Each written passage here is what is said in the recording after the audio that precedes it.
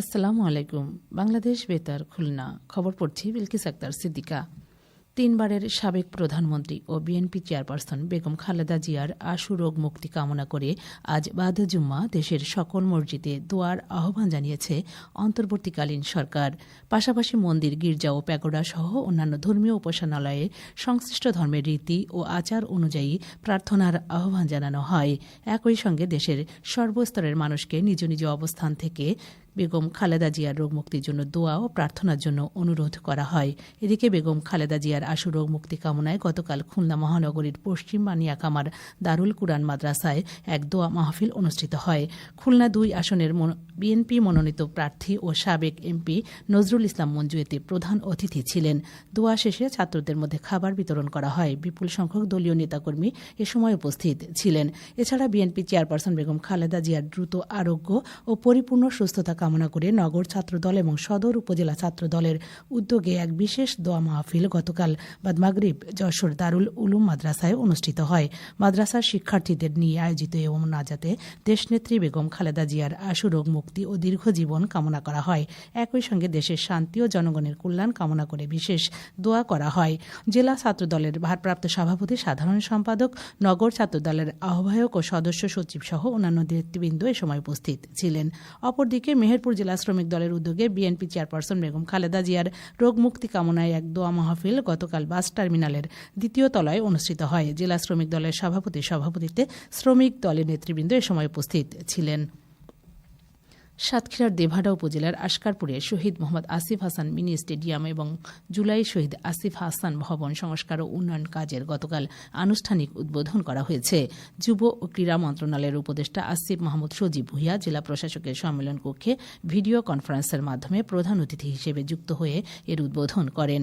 জেলা প্রশাসক মিস আফরোজা আক্তার, জুলাই শহীদ আসিফ হাসানের পিতা মাহমুদ হাসান ও ভাই রাকিব হাসান, অতিরিক্ত জেলা প্রশাসক, দেভাড়া উপজেলা নির্বাহী অফিসার, পারুলিয়া ইউনিয়ন পরিষদের চেয়ারম্যান সহ প্রশাসন ও স্থানীয় গণ্যমান্য ব্যক্তিবর্গ এ সময় উপস্থিত ছিলেন। উল্লেখ্য, শহীদ আসিফ হাসানের স্মৃতিকে সংরক্ষণ ও তার আদর্শকে ধারণ করে প্রতিষ্ঠিত এই স্টেডিয়াম ও ভবনের সংস্কার কাজ সম্পন্ন হলে স্থানীয় যুব সমাজ খেলাধুলায় উৎসাহিত হবে এবং সুস্থ সাংস্কৃতিক বিকাশে স্থায়ী ক্রীড়া অবকাঠামো গুরুত্বপূর্ণ ভূমিকা রাখবে। চুয়াডাঙ্গা সদর ও আলমডাঙ্গা উপজেলা নিয়ে গঠিত চুয়াডাঙ্গা ১ আসন ত্রয়োদশ জাতীয় সংসদ নির্বাচনকে সামনে রেখে এ আসনটিতে চলছে নির্বাচনী প্রচারণা ও গণসংযোগ। বিএনপি ও জামায়াত ইসলামী সহ আরও কিছু দলের প্রতিনিধিরা ব্যস্ত সময় পার করছেন ভোটারদের আকৃষ্ট করতে।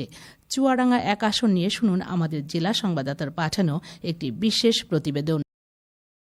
ত্রয়োদশ সংসদ নির্বাচনকে সামনে রেখে দেশের বিভিন্ন জেলায় ও নির্বাচনী এলাকায় প্রচারণা ও গণসংযোগ চলছে। চুয়াডাঙ্গা সদর ও আলমডাঙ্গা উপজেলা নিয়ে গঠিত চুয়াডাঙ্গা ১ আসন দীর্ঘদিন পর ভোট দেওয়ার সুযোগ সৃষ্টি হওয়ায় রাজনৈতিক দলগুলো এখন মাঠে সক্রিয় রয়েছে। এই আসনটিতে জেলা বিএনপির সাধারণ সম্পাদক মোহাম্মদ শরীফুজ্জামান শরীফ বিএনপি মনোনীত প্রার্থী, আর জামাত ইসলামের প্রার্থী হয়েছেন জেলার সহকারী সেক্রেটারি অ্যাডভোকেট মাসুদ পারভেজ রাসেল। এছাড়া নতুন দল এনসিপির কেন্দ্রীয় যুগ্ম সম্পাদক মোল্লা ফারুক হোসেন, খেলাফত মজলিসের মাওলানা শফিকুল ইসলাম, ইসলামী আন্দোলন বাংলাদেশের মাওলানা জহুরুল ইসলাম আজিজি, গণ অধিকার পরিষদের অ্যাডভোকেট হাবিবুর রহমান ও এবি পার্টির কেন্দ্রীয় যুগ্ম সাধারণ সম্পাদক আব্দুল্লাল মামুন রানা দলীয় প্রার্থী হিসাবে মাঠে রয়েছেন।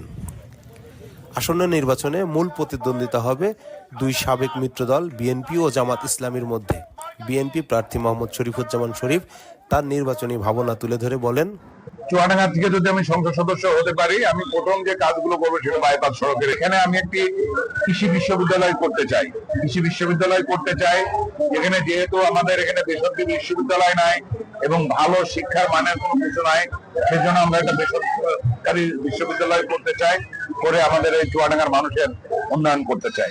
এদিকে জামাতের প্রার্থী অ্যাডভোকেট মাসুদ পারভেজ রাসেল জানান, ২৪-এর যে গণ অভ্যুত্থান, এই গণ অভ্যুত্থানের পরে সারা দেশের মানুষ সুষ্ঠু সুন্দর পরিবেশে আগামীর ২৬ সালের যে নির্বাচন, সেই নির্বাচনে ভোট দেওয়ার জন্য সবাই মুখিয়ে আছে। তো আমরা আশা করি যে প্রশাসন একটি সুন্দর পরিবেশ নিশ্চিত করার পরেই এই নির্বাচনের ব্যবস্থা করবে।